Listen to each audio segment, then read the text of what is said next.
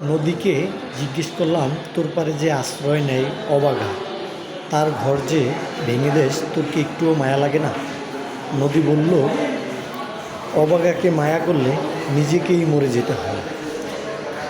এই কথা বিশ্লেষণ করলে বোঝা যায় চরমনের লোকগুলো খুবই আবেগ। কারণ নির্বাচনের আগে যেভাবে আপনার জামায়াতকে হাইলাইটস করছে, মনে হচ্ছে জামায়াত একবারে খুব আপন। নির্বাচনের ঠিক আগ মুহূর্তে তো দেখলেন জামায়াতের, এখন আবার এনসিপির নেতা আসিফ মাহমুদ চরমনের মাহফিলে গিয়ে কি বলল, এটা নিয়ে খুবই লেখালেখি করতেছে। আরে ভাই, এনসিপির আসিফ মাহমুদ কি বললো না বললো অতগুলো লেখার দরকার কি? ও বললেই কি চরমন অনেক বড় হয়ে যাবে? ও কিছু বললেই, ও অন্য কোনো দলের বা অন্য কোনো আদর্শের একজন লোক কিছু বললেই কি চরমন অনেক বড় হয়ে যাবে?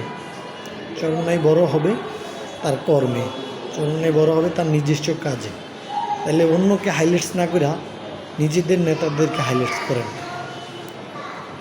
শাহেকে চরমনাই, পীর সাহেব, আরও যারা মহাসচিব, কেন্দ্রীয় নেতৃবৃন্দ আছে, তাদের কথাগুলো হাইলাইট করেন।